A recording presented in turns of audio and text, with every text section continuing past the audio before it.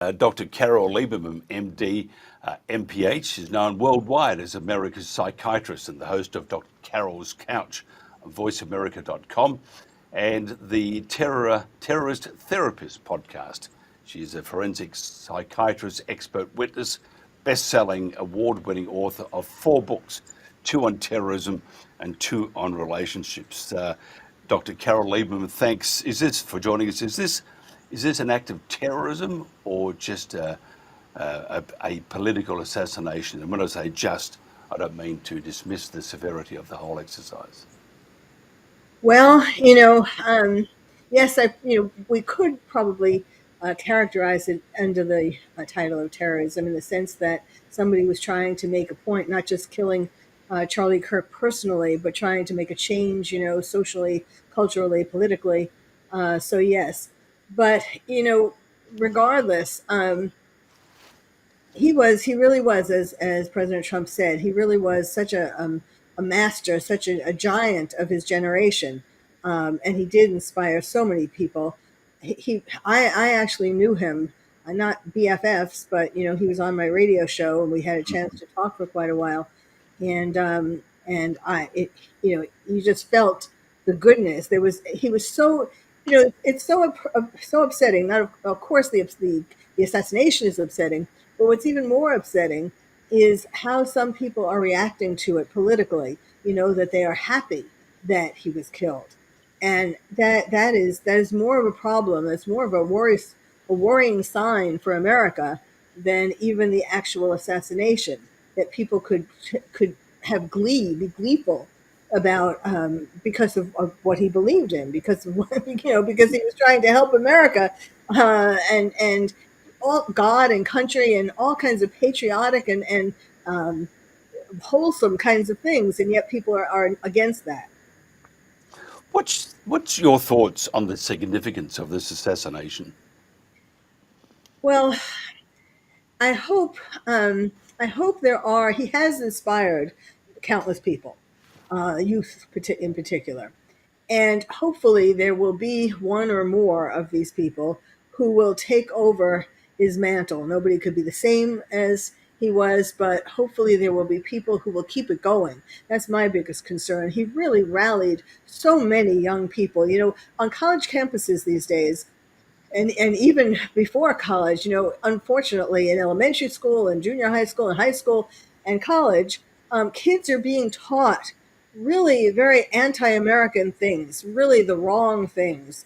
And, in fact, it was at some schools that people were gleeful, not just adults, but there were schools that were having these, celebrations that he was dead. And so clearly there is something very wrong there. And so I hope that there's going to be somebody who can take that over. And, he would have, he was a really already and such an important factor in the Republican Party.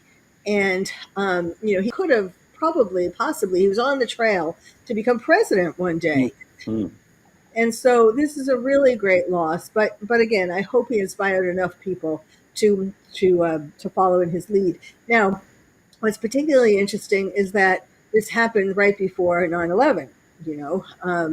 And why that is significant is that terrorists, we are more vulnerable today to terrorism than we were before 9/11. And divided we fall. So the assassination of Charlie Kirk is showing just how divided we are. I mean, more perhaps than anything else up to this point. Mm. And so that is very worrisome in regard to terrorism. I saw some video on a Murdoch publication, which is quite surprising from knowing how Murdoch operates. But I saw some video that showed you people celebrating the death of Charlie Kirk. And it was only a quick grab, and there was about 5 or 6 of them, going to have a party for Charlie's death and stuff like that, to celebrate him being killed. Is there an inherent problem that's sort of growing within the US?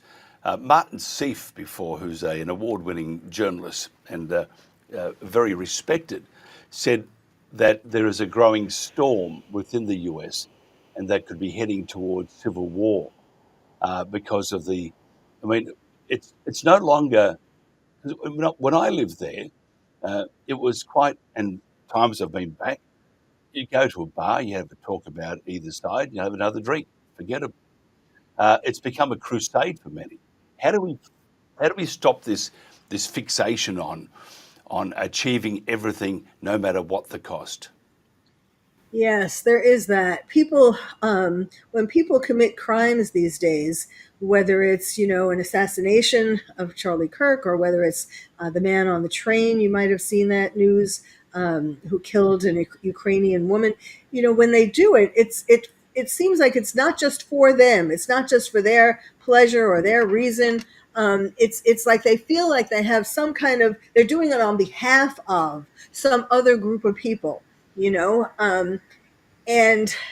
And that there is, yes, of course, I've been hearing that too for a while now, actually. I mean, for example, during the campaign, um, was worry about whether there was going to be a civil war. And then, fortunately, President Trump won. And, he is really, he is doing so much for America. Of course,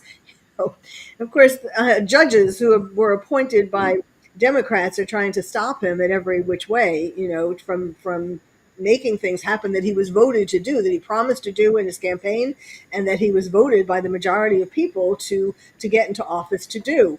mm, So these judges who are stopping things, deporting people who are criminals. Well, they're criminals because they're illegal aliens to begin with. So that, but yes, it is kind of mounting. It's mounting amongst people who aren't necessarily, like, it's not who you would think. It's not just like groups of people, organizations, with certain ideologies. It's like uncles and aunts and friends, would be friends. I mm, put something up on Facebook today. I was putting a bunch of posts, and things about 9/11, and about Charlie Kirk. And friends, they're supposed to be your friends. Some people wrote some really nasty things about, politically, not exactly celebrating his death, but like, saying that I was saying that the person who murdered him, of course, I don't know who it is, I don't have a clue, but I was saying that he probably had Trump derangement syndrome, because that is where not only people are very violently against Trump, but against people associated with him: J.D. Vance, Elon Musk, and now Charlie Kirk. So people didn't like, why are you assuming such and such? I'm mm. assuming it because I've been doing a lot of work these past months on putting together a detailed diagnosis of Trump derangement syndrome, that I am going to be proposing to the American Psychiatric Association to include in their diagnostic and statistical manual. So I've been working on this for months. And it's interesting. I had a very dear friend, best friend. You have your best friends, and when COVID happened, we did a series of many interviews with scientists from around the world, in Europe, the US, and Peter McCullough, all those guys, Robert Malone and stuff. And he wrote to me and said uh, that we were never to be friends again because I'm responsible for most of their deaths. Um, and the same thing with Trump. He would say that this guy is the Antichrist, basically. And this friend of mine was when he was always a bit out there at times, but he worked in broadcast, did news, and he just went flippo. And that's why I mentioned before the crusade. There's this, we must topple the enemy. I mean, it's almost something like out of Monty Python. Guy gets his arms and legs chopped off, and he says, "Come on." But it is so bad. I can see the U.S., who supposedly are the leader of free speech and blah blah blah blah. That's just been thrown out the door, because if you have a different view, aka the assassination of Charlie Kirk, then we'll deal with you. So either you toe the line and shut the f up, or you're going to be dealt with. How do we get rid of that that cause to action? That is going to be that's it's really difficult. Because the people who have such strong feelings, like your friend, um, you can't really reason with them. It's not logic. People who have Trump derangement syndrome, it's not about his policies. They might quote a certain policy here and there, but that's not it. It's about him. It's that they don't like him. Mm. Men don't like him because the men who don't like him because they have low self-esteem, and they see Trump, who has really all the things, stereotypically that men, little boys are taught that they should have, power and wealth and a beautiful wife and all of that. And so there's like jealousy, some envy, and and and women, of course, the women who don't like Trump are feminists who have problems in relationships with men. So it's not really, you can't say, well, you can't argue policy. I could maybe argue one or two things, but that's not really gonna solve it, because it's illogical. Mm. I call Trump derangement syndrome a quasi psychotic sense of hatred that really can't be dealt with. And the treatment, treatment I'm recommending is um, individual treatment, couples, family therapy, and but not to talk about why you should like Trump, but rather what is it in yourself that you are projecting onto him that you are not happy with. And that's the only way to get to the bottom of it, Mm.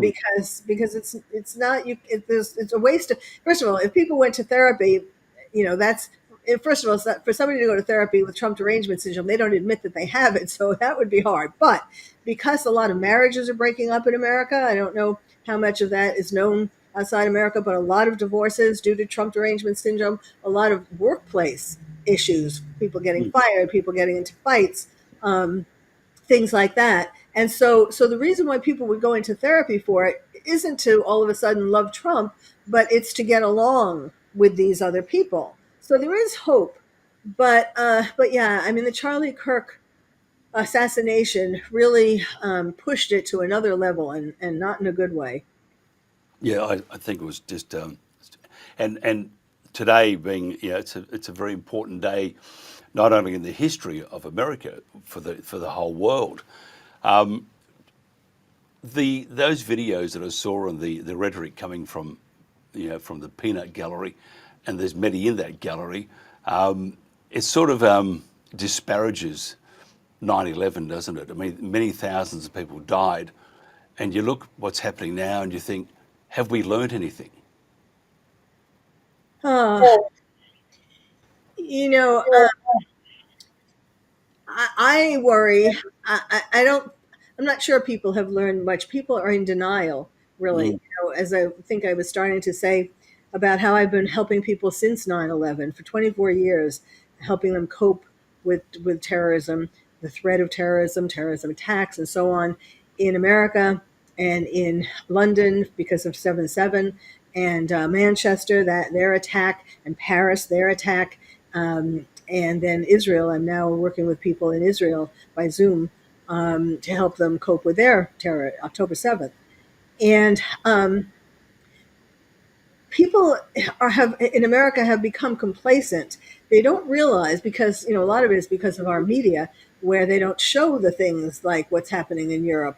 How radical Islamist migrants have taken over in a Mm. lot of ways, burning churches, raping women and children and boys too, and all the things, and taking all the money from social services in European countries, and in Australia as well. I've been reading about that. There's a problem brewing in Australia as well, Mm. because terrorists feel that they are doing what Allah wants. That the instruction is to cover the earth. Is to take over all the countries, especially the West, and to bring Sharia law to these countries, to make everybody believe in radical Islam.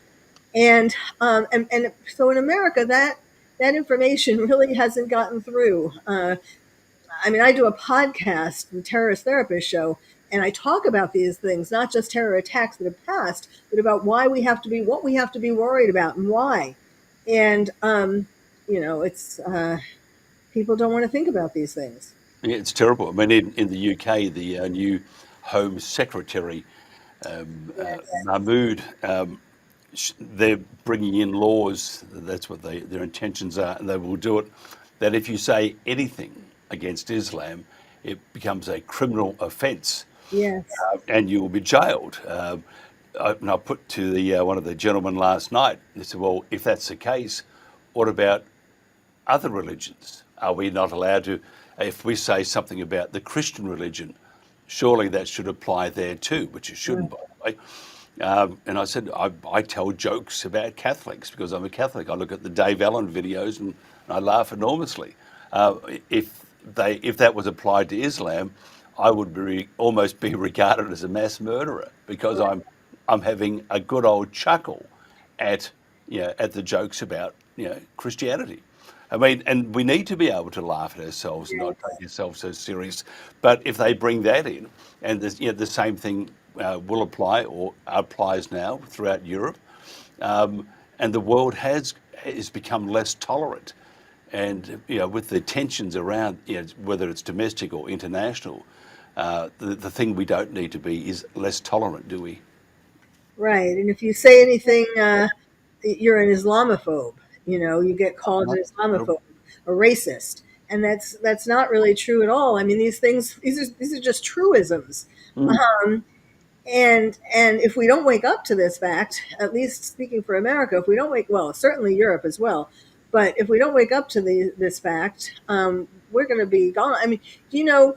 I'm sure you probably know, but in New York, the leading candidate for mayor is a terrorist sympathizer, if not a terrorist himself, mm, Mamdani. mm, And if somebody would have told New Yorkers after 9/11 that this was going to happen, 24 years later, you'd be voting for a radical Islamist. Well, I don't want to. For a guy, we do know that he is a terrorist sympathizer. He was a rapper before he ran for office, and he used to sing these songs that were very terrorist, unabashedly terrorist. And and now he's the lead runner for mayor. So yes, these things are it's not just Europe being taken over. These things are really at our doorstep. yeah, it's very scary too. How do we make ourselves more resilient to terrorism and the creep or the closing in of the evil walls on us? Well, first of all, we have to look at our mental and physical health, and we have to get that into tip-top shape, whatever that takes. Obviously visits to doctors, medication, sometimes whatever it is. Also, talk therapy, is the best thing. Also, relaxation techniques, going to appreciating art, appreciating music, appreciating our culture more. People, too many people don't appreciate what we have already, and becoming proud of it. Have developing patriotism again.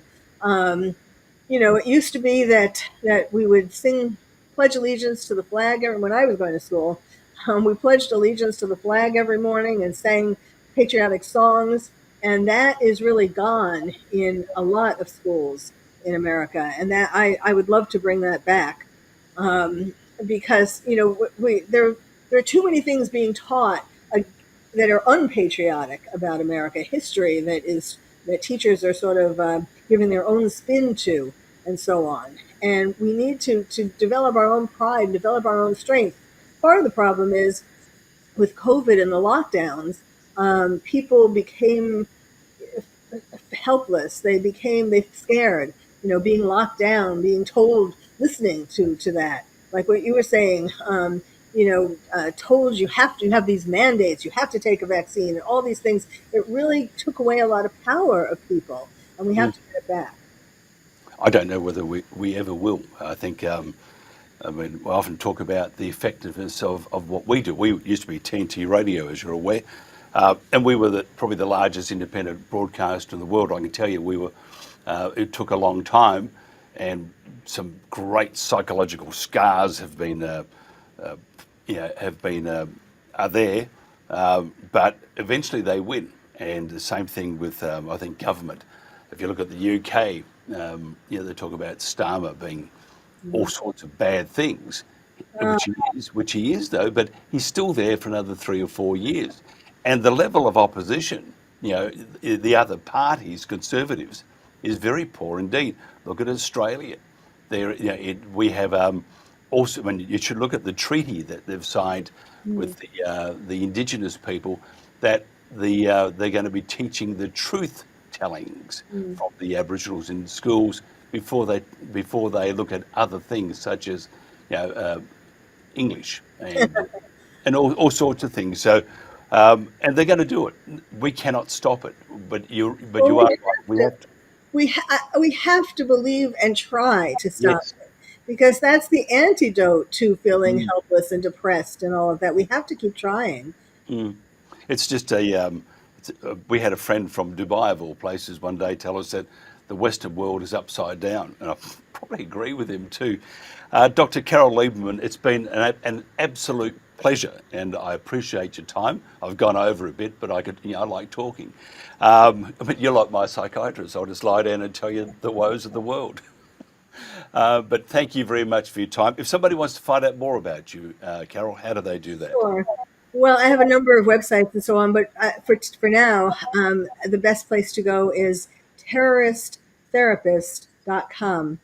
And you'll be able to see the music video that I created that's been Hmm. going around on a mobile billboard truck on the anniversaries of 9/11, and my book, Lions and Tigers and Terrorists, Oh My, How to Protect Your Child in a Time of Terror, and so on, a bunch of different things. Yeah, absolutely fantastic. Dr. Carol Lieberman here on The World Today.